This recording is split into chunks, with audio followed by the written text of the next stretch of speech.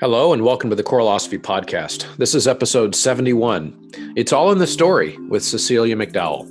This is another installment of the Oxford series on the Choralosophy podcast, which is a collaboration between Oxford University Press and myself here at the Choralosophy podcast, where we get to bring you together fascinating conversations with some of the leaders in the choral profession and some of the greatest minds in the choral profession that all are affiliated with Oxford University Press. So it's a great and exciting collaboration that I'm really enjoying. The next up, of course, is Cecilia, who has long been one of my favorite choral composers. If I were to boil down my reason for this, it would come down to her masterful ability to transport both audience and performer through space and time with her writing. In this conversation, I was able to understand a bit more about how her approach works, and it all became more clear as I was talking to her that one of the reasons that she's able to do this is that she really immerses herself in the story of each piece that she is writing. And in fact, you will hear her voice light up. And if you're watching on the YouTube channel, you will see her face light up when she's talking about some of the various stories that she's engaged in right now to turn them into choral works. And it became so obvious to me that if she's as excited and engaged in each of these pieces as she is, that it's no wonder that that pours onto the page. So be a fly on the wall and stick around as we discuss her writing process, her thoughts on balancing composition, teaching, and motherhood throughout her life, as well as an exploration of the vulnerability one must face to sing and to compose. I hope you enjoy. One interesting thing about the Choralosophy podcast is that it is completely independently produced, meaning there is no organization, no institution, no foundation behind this show or behind this production. There's no company, nothing. It's all supported by listeners and listener involvement.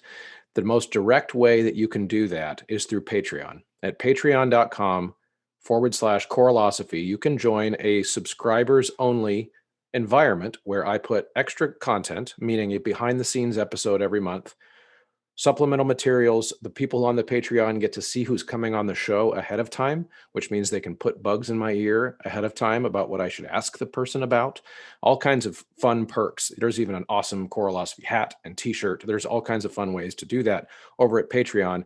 Now, it's an important thing because if you enjoy this show, a couple thousand or so people that tune in on a regular basis to this show, if 10% of you were to join the Patreon, it would change the game for my ability to make this production better and better over the course of the next year. So producers, there is a producer level that you can opt into over there as well. The Patreon producers are Ulrika Igrain Munoz Alarcon, Chandler Smith, David Kowalczyk, Kyle Peterson, Michael Herron, Ryan Main, and Steve and Kathy Kakachik. Okay, everybody, I am here with Cecilia McDowall. Cecilia is one of my favorite choral composers and also is the next guest on the Oxford series. And so I'm super excited to have Cecilia on the show. Welcome. Good to be here. So first, what I'd like to do is just let my audience get to know you just a little bit. Take us back as far as you're comfortable going. One of my favorite things to start with is obviously you've built your life around music now, but what was it in your childhood, in your early life that really solidified music as kind of the center of your professional world? Oh, well, gosh, that's going back a very long way. I I was brought up in a musical family. My father was a professional flautist. He was principal flute at the Royal Opera House, and he was a flute soloist with many of the main orchestras. And so that was one aspect. Also, he devised a way. Nothing like this, I think, had happened before. In 1946, 1947, he started chamber music groups that were flexible. I don't think there'd been anything quite like this before. So it could be flute, oboe, and piano. It could be viola, cello, and harpsichord. And what this meant, in a very practical way, was that because our house was very large, we had a room in which these musicians would gather. There was always music, and was surrounded by music, from Baroque music to very contemporary music, because some musicians wrote music, especially for my father. So there was always something going on in the background. So um, I've always been interested in improvising and writing, but the trajectory is a very strange one in that I came to actually being a composer much later in my life. So many years of teaching, teaching at conservatoires and schools, bringing up a family, trying not to murder them in the process, and the trajectory is a bit of an unusual one in that I came to it much later than most people do. I think I was about 49 after I'd done a master's degree. And I have to say that it was perhaps not the best way to do things because, of course, if you leave university or conservatoire, college with your peers, they can take your music with you. But in a way, I'd lost all those contacts. So I was really starting anew. And I was very lucky to find musicians who were willing to give me work and let me experiment with their ensembles. So most of the music I was writing was instrumental right at the beginning. Interesting. Okay, so before we kind of move along with that line of your life, I want to go back to the childhood experience with your father once, and because I was curious, um, do you feel like your love of music now, your use of music in your career now, came simply from being exposed to your father's music, or did he actively push music on you in a sense? No. He said on many occasions, whatever you do, don't follow in my footsteps. Don't become a musician. It's not a viable profession.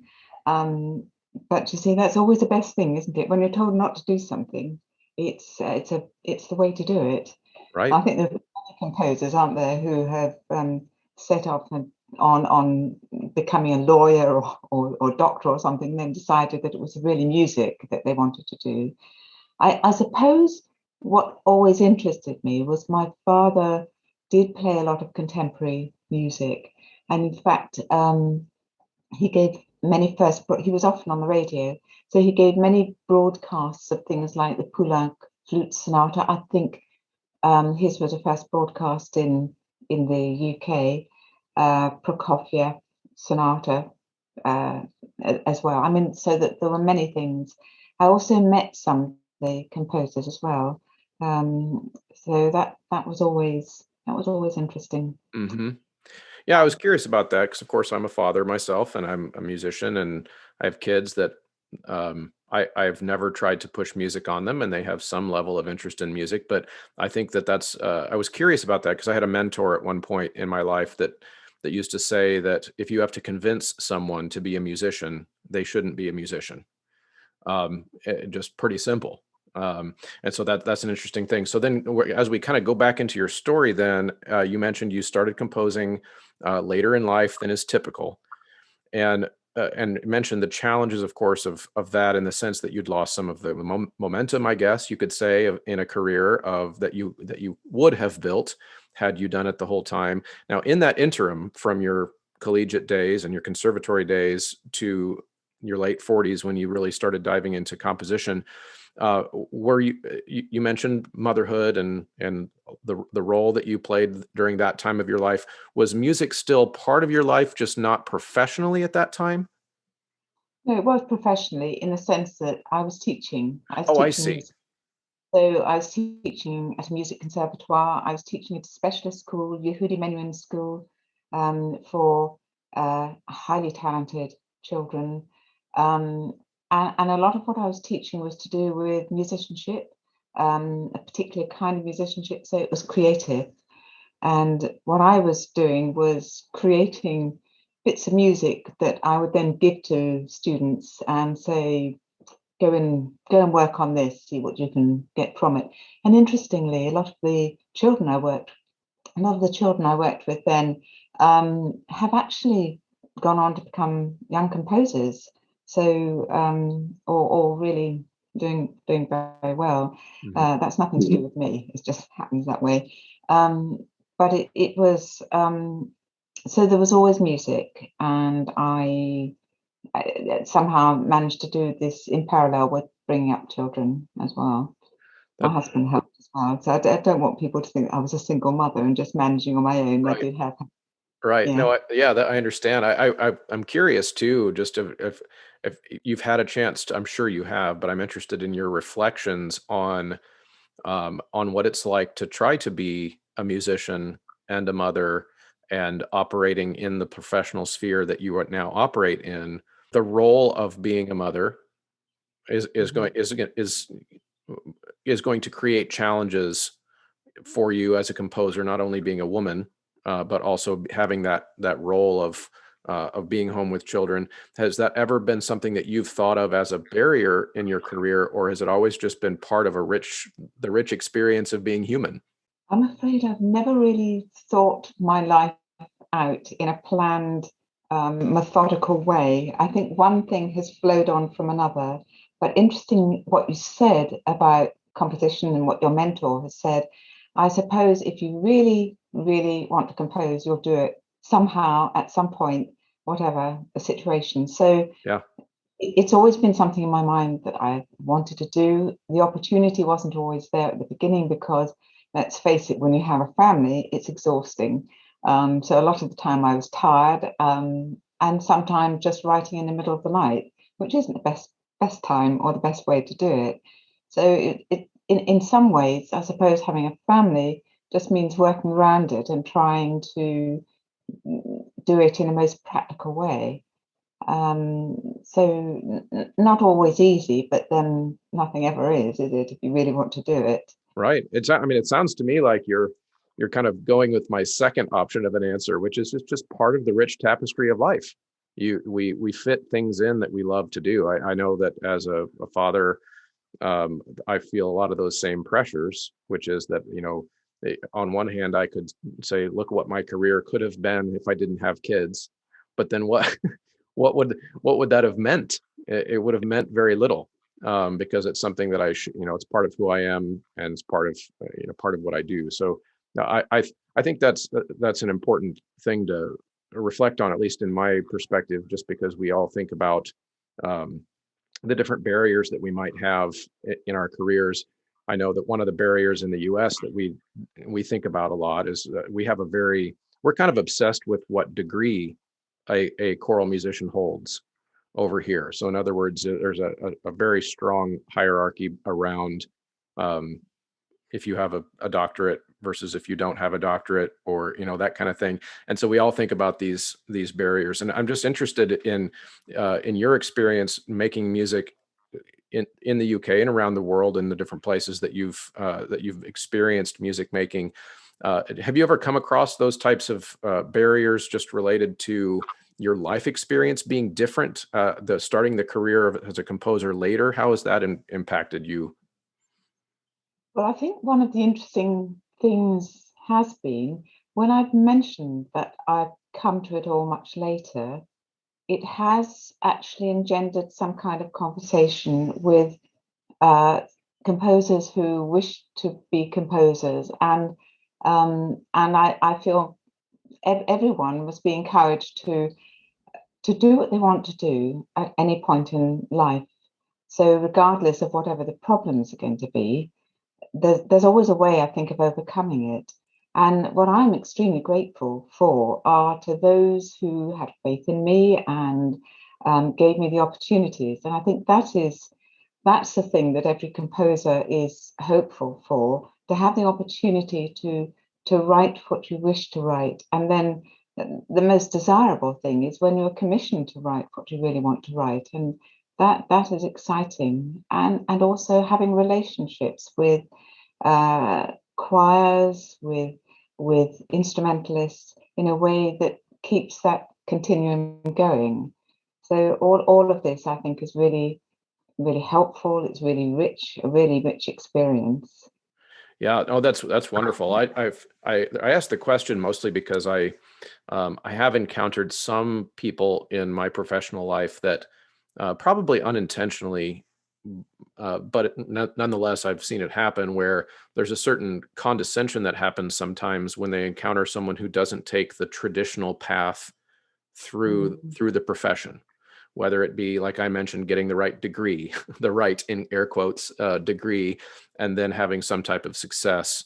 There sometimes can be a either condescension or resentment. Well, you didn't follow the path that I followed, therefore. I just wondered if you've ever come across any of that particularly. Does anyone ever look down their nose at you because you are newer to it? Well, the odd thing is, I haven't been aware of it. I Okay. may have, but I'm afraid I've just been so determined that I'm doing what I'm doing, and I'm doing it regardless. That to a certain degree, although this sounds a little bit arrogant, it didn't seem worth even thinking about anybody was being condescending towards me in any way, either that I'm a woman or that I'm coming into it late. So I just felt that, I mean, the overriding thing that I always feel about everything that I write, as long as I'm writing to the best of my ability and to write what I'm really hoping the commissioner will want, then I feel happy that I'm doing what I can. Um, I don't feel, I mean, how to express it. I mean, I just think that it's important just to do things in the way you feel are the best and the right way, and not to entertain any idea that what one is doing is any less good than anybody else. Right. Um, so, I think that's the right answer. I will arrogantly say that that is the right answer. oh, I have no qualms, but no, I agree, and I agree with that philosophy because it's if one is so focused and intent on what their artistic calling is, and watching that artistic calling come to fruition, then one is less likely to care if other people are feeling that way, feeling resentment or feeling condescending. So that's great. I love that answer. So well, yeah, go ahead. I mean, there is another aspect of that, which is I think that uh, you have to whatever one is writing really has to be from the heart, from really wanting to communicate something. So really, it should go direct to the listener. And here's the other thing I think about composition. I think maybe singing comes into a similar category in that singing and composition are perhaps the most personal of all musical outpourings. Somehow, I may be completely wrong about this. I'm sure there'll be many people who say, no, that's not true. But I feel if you're a pianist, if you're a cellist, maybe the instrument could be the problem. But Mhm. if you're a composer and if you're a singer, it's very personal, and it may be that many people just simply don't like one's voice, don't like one's literal composition voice. In which case, there's nothing I can do about it except say I'm doing what I feel I can do as my best. So Right. yeah, No, it's another I aspect. agree with you about that. I've made that observation actually on this show several times in various conversations over the last couple of years, where as someone who teaches kids to sing, this is something I experience very viscerally with kids. When you tell a 15-year-old that they're out of tune as a singer, for example, it's really hard to do that without taking it personally, Yeah, because it's me. I am the instrument. I am out of tune. Whereas if you tell a clarinetist that they're out of tune, they might just tweak their embouchure and wet their reed just a little bit more, and it's just over their head. It doesn't seem to phase them in the same way. And right. so I think there is something to that. Yeah.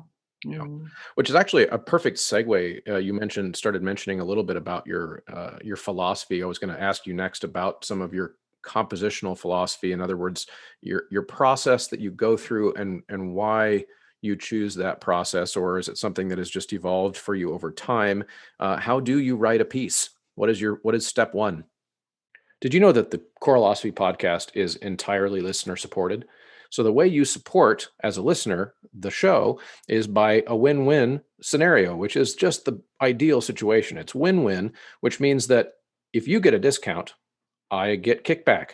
That's how it all works, right? So that's listener supported, meaning you choose to purchase those things, like a Sight Reading Factory membership, like some choir folders next year for your choir at mymusicfolders.com. You choose to buy some sheet music at ryanmain.com or graphitepublishing.com. Every time you enter the promo code Choralosophy at checkout at any of those vendors, you get 10% off. There's also Voce Vista Video, which is that overtone analyzing software that I geek out about so much. It is a must. Get it in time for school year next year to start.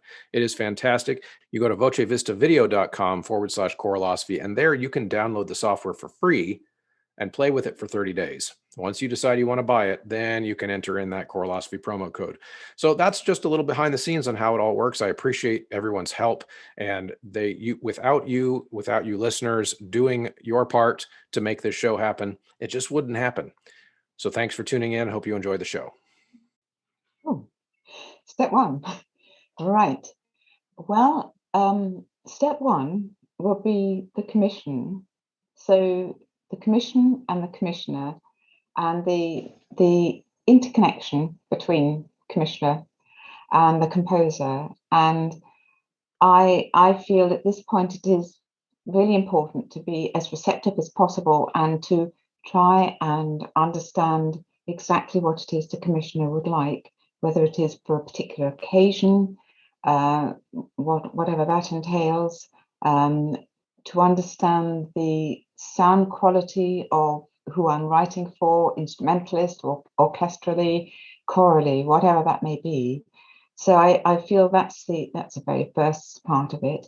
If it involves choral music, then this is a part I actually find really exciting because one has to find the words, and very often the words can be words that exist already.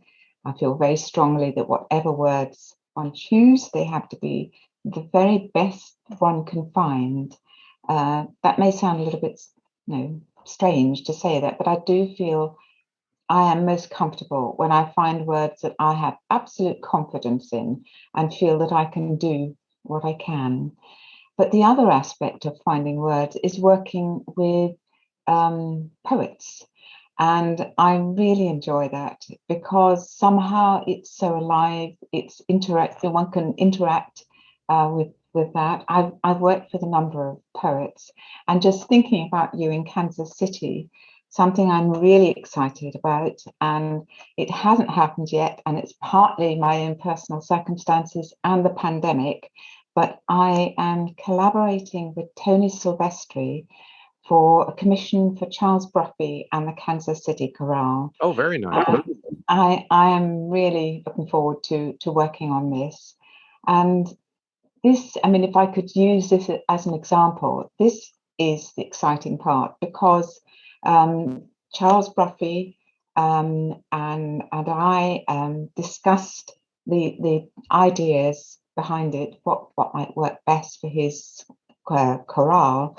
And then Tony Silvestri and I discussed how best to shape and structure this. And what he has come up with as a libretto is fantastic and really interesting. And I suppose what this particular work does embodies a similar approach that I have to writing other music. This it's basically a 3-movement or 3-part piece that focuses on different aspects. The title will be Pioneers of Sound, and it focuses on Thomas Edison and recording, and on Marconi and the radio, and Hedy Lamarr and her channel hopping device, which of course is responsible for Bluetooth, GPS, and all these other things. Very so cool. Each of them are really interesting, and he's fashioned something just beautiful. So that's something I'm looking forward to doing. But very often because three pieces that I've been working on recently. I've been working with an English poet, Sean Street, and I have given him or asked him to look for words that could be put into a context that actually come from something historical, from a diary or a logbook. And one particular one, which I think is very relevant for America, is, and this was something that was going to be performed last month. Obviously, hasn't happened. Right. This is a work called Angel of the Battlefield. And you may already know when I say that who I'm referring to. And it is a work about Clara Barton. And Clara Barton founded the American Red Cross. And I can't remember exactly. I think this is a significant year for her. Maybe it's I need to look that Some up. type of anniversary. Yeah. It's an anniversary, exactly.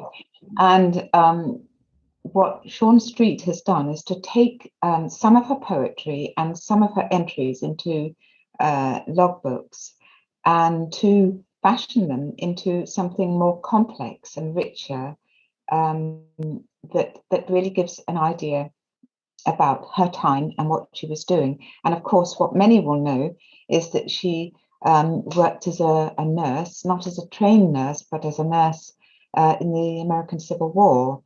And then after that, founded the American Red Cross. But what was really quite sort of coincidental and extraordinary is I was writing this in the time of pandemic, and it's all about healing. And the other extraordinary thing was I was writing it at the time of the death of George Floyd, and I had decided that I wanted to use a spiritual within this work. And of course, we get into areas of cultural appropriation. Mm-hmm. White woman writing, making an arrangement of a spiritual, is that okay? And I have to say, I think it is absolutely okay, because I feel it's really important to talk about these issues. And also, the one that I chose has its roots in England. It has its roots in Methodism with Charles Wesley. And it was in the middle of the 19th century, just before the time of the Civil War, that it was shared with the Afro-American community. So I feel it's a very important one. It is, there is a balm in Gilead. Uh-huh. So that is also in this piece, Angel of the Battlefield. But you asked me about the process. So there's an awful lot of process beforehand, Right. deciding on the idea, deciding if it's a historical idea, where the text is going to come from. The hard bit is putting the notes on the page and then working around that. And I mean, that I think is when you go into the abyss. Well, so okay, so I have a question there about when you mentioned like if it's a historical project in some way, if you are involved in a historical project, does that impact the notes that you put on the page? In other words, do you try to visualize the music from in that time at all, or do you just write with your voice regardless of does that make sense as a question? Yeah, it does make sense, and it's a really good question. And I think it rather depends, because if it's choral, I think it's all my voice, in the sense that I will be giving it my thumbprint, or however it is. Another thing that isn't quite the same, and I've just finished writing a piece which has a different process. And this is a piece that is, again, it's to do with the pandemic. It's a piano solo. And what I've done with this piano solo, again, it's in three parts, is to take notes that already exist and to incorporate them into the piece itself. So the first movement is a reference to the 14th century, cheery stuff this, the Black Death in Europe. And Guillaume de Machereau, the French composer, was one of those people who actually managed to escape the Black Death. And he was a great advocate of social distancing, so clearly works.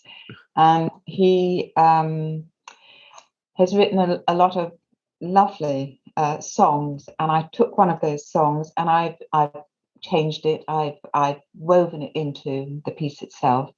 And then another part of it is Bartok. Bartok was deeply affected, badly affected by the Spanish flu in 1918. And so I've taken one of the folk songs that he made an arrangement of, and I've submerged that into the texture.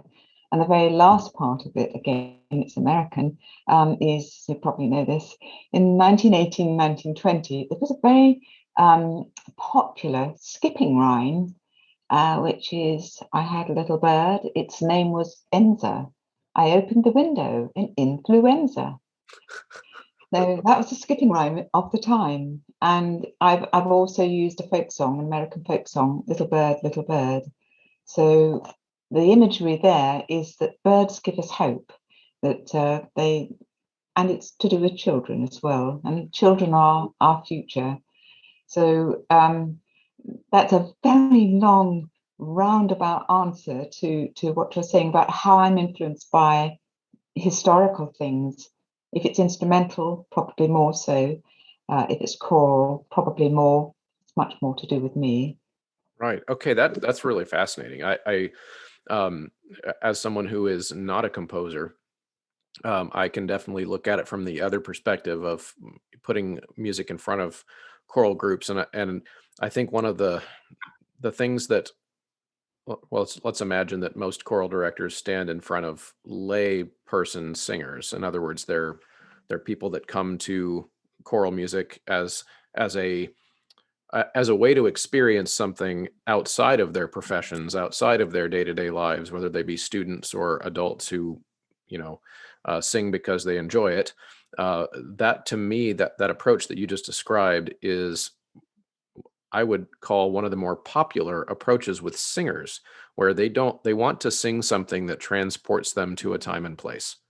I think that's one of the reasons that singers enjoy singing in a choir. So the idea that you would be able to, and basically what I'm saying is, I appreciate as a conductor when composers do stuff like that, because it gives me ways in rehearsal to connect the singers both emotionally and historically to the work.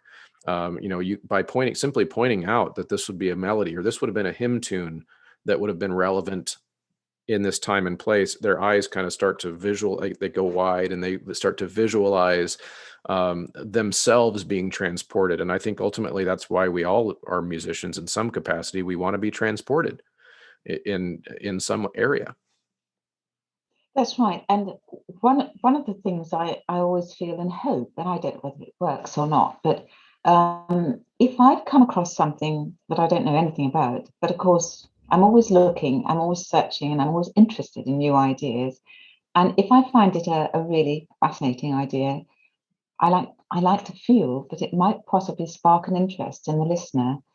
And that there is something that I have mentioned it a number of times before. I was commissioned to write a piece for a French festival, and I was looking to find ways to join up the French with the English, some kind of communication, entente cordiale, that kind of thing. And I found that the American Aviatorics, Harriet Quimby, had flown across the channel, the English Channel, in 1912, and she succeeded, and she did it in 50 minutes in the fog. She didn't mess up her plane when she landed near Calais, and I find that it really quite sad that very few people have heard about her. And the reason is obvious, of course, because the Titanic happened to sink on the same night. So it was all about the Titanic, which was utterly appalling. But here is this extraordinary woman who actually, I think about 3 months later, died in a plane crash when she was doing a demonstration over Boston Harbor. So it's things like that. I mean, I was slightly disappointed when I found I could only find a stamp that represented Harriet Quimby in America. And I thought, she's a remarkable woman. She deserves more exposure. Mm-hmm. Yeah, that sounds like a really fascinating story, and it sounds just the way your eyes and your voice light up when you tell these historical stories indicates to me a lot about the way your music is. And I've done quite a bit of your music, and so I can definitely vouch for that transportative, not even sure if that's a word, nature of the nature of your music. And because if you are fascinated by these stories, if you are fascinated by the context and the time periods and the what's going on, then that's more likely to translate into beautiful, interesting, fascinating music. And that's something you do very well. Well, one always hopes. Yeah. Now, I do have one kind of slightly tangential line of question for you, before we move on. But so you mentioned, this is kind of going back to your life history a little bit, when you were a teacher in your younger years.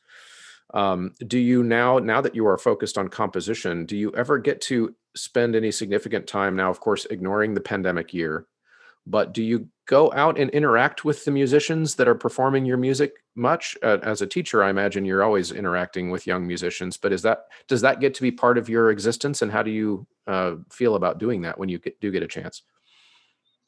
If I get a chance, I love it, Hmm. because, of course, being a composer is such a solitary business. And going back to poets, this is why it's lovely to work with poets. You have that interchange. But if a choir is working on something of mine, if it's the first time, I absolutely love going to a rehearsal and talking with them, being with them. They can ask me questions. And that's a real delight. It's also really interesting to get feedback as well. Occasionally, people would say, "Look, why did you do that?" Hmm. Sometimes, I did it because I wanted to. I thought it would work in this context. But I really enjoy it. So yes, I enjoy the opportunity. Now, are you the type of composer who also likes to give feedback to the choirs about how and the directors, of how they're interpreting your music? If you don't hear, if they're not hearing it the same way you hear it, how do you handle that situation?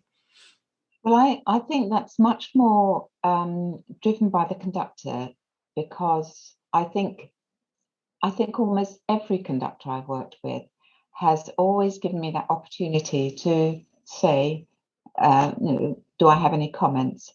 And sometimes they're very little things, like, it could be a little faster or a little slower or something, or um, perhaps even moving from one section to another, not such a long pause. Um, and I think, I mean, I personally feel I never want to barge in and say, uh, do something different or anything, because I feel once the music is handed over, and particularly if it's the commissioner, then it is their desire, their Mm, responsibility to do things how they feel it. And it may be that what they find in the music is not actually something that I saw there, but that I also find is really worthwhile and works really well. hmm. So I feel it's delicate. It does remind me, there is a nice story, I think, of Bartok and Kusevitsky and Concerto for Orchestra. I think Kusevitsky had said to Bartok, "Now listen, if there's anything that's not going quite right, just let me know." And apparently, in the first bit, he was giving all sorts of notes, this, that, the other, and Kusevitsky took him off and then came back and said to the orchestra, "I think we now understand each other." So I think there are elements, aren't there? But I feel that I trust the composer. Sorry, not the composer, the Mm. conductor. I think if the conductor has a real sense of how it should be, and most of the time I'm in agreement, and sometimes there are other suggestions that happen, which is always interesting. Right. That's wonderful. Um, I, I've had many opportunities as a conductor, to work with the composer in the room. And there are definitely the reason I asked the question is there are definitely different types of composers in that way, and some being more controlling than others. Mm. And the way I think of that philosophically from the conductor side of the equation is that I think of my job as an interpreter, and as opposed to I don't like to think of myself as a computer that is recreating the MIDI file that that the conductor or the composer put in. And some composers are a little bit more controlling in that way. Like they want it, every single little aspect to be shaped the way it happens in their mind.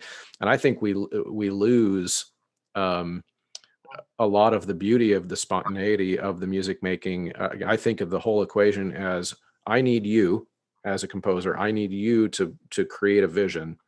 And then with my work in rehearsal with the singers, we take that vision and make it a reality.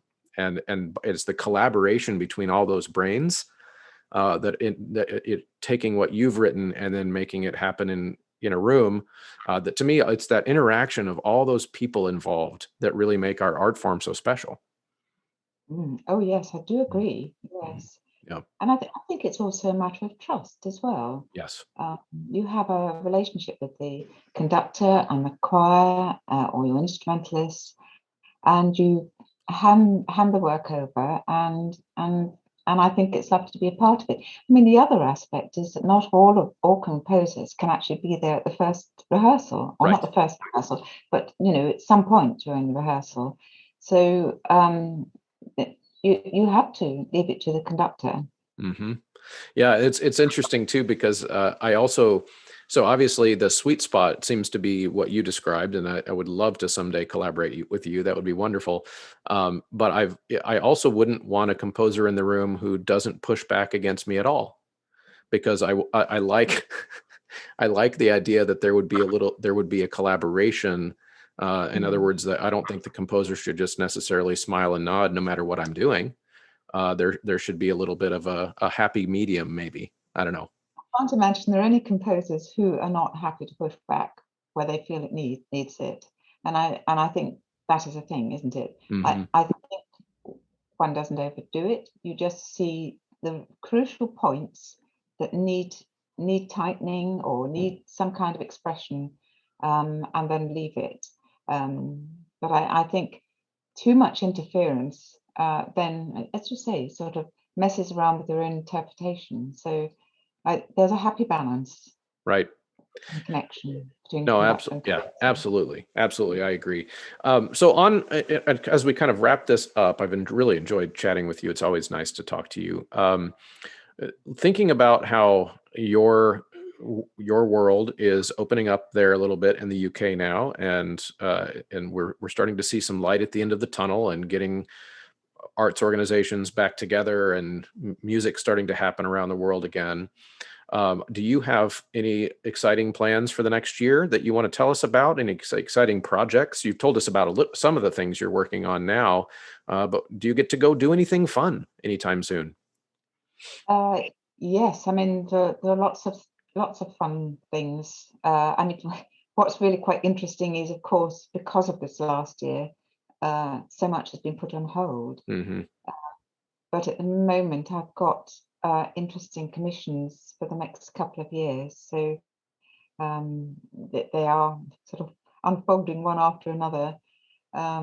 Yes, and some will become apparent when the time is right. So Do you yeah. have any? Do you have any Oxford projects coming up that they would love it if you told people about? I'm just trying to think. I mean, most of nearly everything that I'm writing for Oxford is friends. I'm just trying to get my brain into some kind of order. You'll need to cut this bit because Oh, I'm thinking. absolutely. Yeah. I'm just trying to think. Um, um, um.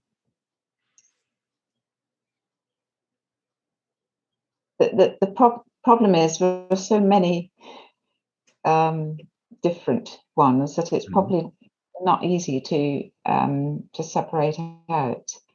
I, after after the piano solo that I've just written, I'm now writing an organ work for the highly talented Anna Lapwood, who is director of music at a very young age of Pembroke College, Cambridge.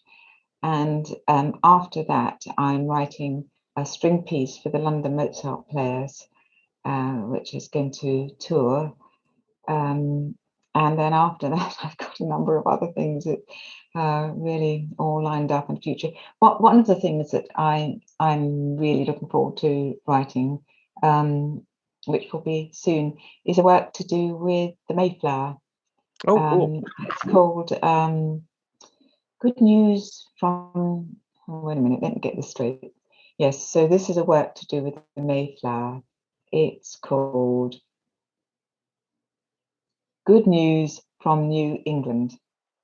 And it's based on, again, diaries and logbooks of William Bradford, who led the Mayflower Pilgrims over to America. And it's a piece probably around about 10 to 12 minutes. But it is all around the coming to America, what happened there. William Bradford's wife died. Well, many of them died, so many. But it was really rather awful. I think she probably threw herself over the ship and committed suicide. Cheery. And then it's also about Thanksgiving. So Good News from New England. That's really interesting. And I'm assuming, is that SATB choral? How is that set up? It is, yes, it'll be SSATB, Okay. and it is a cappella, and it involves one of the original hymns, the Old Hundredth, in it as well. Well, and there is a shortage of music, of choral music, centered around the American Thanksgiving holiday. That's something we actually talk about over here a lot. So you might have found a place in a market there. Oh, that would be great. Yeah. It is actually called Thanksgiving. Okay. Yeah. There, we joke kind of about how we have tons of Christmas music, and there's tons of Easter music, but we celebrate a lot of American churches do Thanksgiving themed Sundays, but there's not a liturgical music because it's not a liturgical holiday. And so I've been in interesting conversations about that. So we'll definitely get the word out about that. And of course I'll include links to your website in the show notes so that people can find those things. Which reminds me, is your website probably the best place to send a person who is interested in finding more of your music? Yes, it is. There is a contact page as well, so please do send anybody that way, or to OUP, Maggie Tate, and my agent Val Wittens. She's Choral Connections. There's all that information on my contact page, and also anything. I've got quite a large choral page there. Yeah, so yeah, at the moment, because of last year, of course, it's not very updated. I need to sort that out, but I can identify. That's another thing to do. Yeah, I can identify. Just now feeling like I'm getting my ducks in a row to return to regular performance life and teaching life and all of that kind of stuff. It feels kind of good, actually. It's a lot of things have been reprioritized, but it's good to get back to music. So I'm really excited about that. Is it actually really starting to happen in America? Mm-hmm. Oh yeah. We've already had my pro group has already had a concert. So we just had 3 weeks ago. We gave our first concert that in well over a year. You can sing. Oh yeah. Because we do have it's an interim, I hope, situation over here. Absolutely maddening. Professional singers can sing, amateur singers cannot, and that involves probably about 2 million people and 40,000 choirs. And this was sprung upon us by our government the day after they promised everything would be fine. And of course, it's caused such despondency and real chaos, because of course possibly what the government doesn't seem to realize is that behind singers there are other people, there are venues, there's money involved, there's so many other things just collapse when there's a last minute decision made like that. Yeah, that is very unfortunate. We've been definitely hit less hard by some of those regulations than you guys have, for sure. My students were allowed to sing under some pretty strict protocols, but we were allowed to sing for most of the year. There was a time period where, of course, we were in school virtually. But once we came back to school, we were allowed to sing. We just had a pretty strict regimen of HEPA filtration, air systems put in place, distancing, singers' masks. It was like singing in an obstacle course, but we still were able to sing. And for a lot of kids, that was a saving grace for them during a really hard year. I heard from a lot of young people about, hey, this is like the only normal thing I get to do in my life. And so it's huge for mental health. Well, yes, I was just about to say that for mental health, it is crucial. Social, I mean, I feel it's so vastly underestimated what singing brings to people's lives. I know some people don't enjoy singing, but they might enjoy listening to singing as well. So, it's got every benefit you can imagine. I just feel our government has not really understood that in any shape or form. No, and that's unfortunate, especially with how fantastic your government's vaccine response has been. In other words, you guys are kind of leading the world in some ways and getting everyone vaccinated, which means that you should be letting people sing again. Like, that's kind of the point. That point has been made over and over, and particularly in one interesting thing, which of course many amateur choirs demographic is probably going to cover those who've already had 2 vaccinations. So it doesn't really make an awful lot of sense. Yep. Or the young kids in the cathedral choirs who are at very low risk. There's no good scientific reason for that policy. I can say that without being afraid to to make that claim. Well, that is, I wish you guys the best, and I hope that they come to their senses very soon. Thank you very much. Well, Cecilia, thank you so much for this conversation. I think people are going to find it engaging and interesting. And of course, like I said, I will point as many people your way and as possible, because your music is worthy, and people that don't know it really need to dig into your catalog, because there's gems everywhere. And I really mean that. So thank you so much for talking with me today. It's a pleasure. Thank you. All right. Okay. We did it. Well done. How many have you done now? Now, on the Oxford series or just in general? Oxford. I think you are my 5th. Let me pull that up just to make sure. Let's see. So far on the Oxford series, I've had Sarah Quartel, Bob Chilcott, Will Todd. Yeah. And Rena Esmail. And then you. So it's going really well. I think the idea is to kind of space them out every 6 weeks to 2 months, and that way I can get to the other topics that I like to talk about on my show.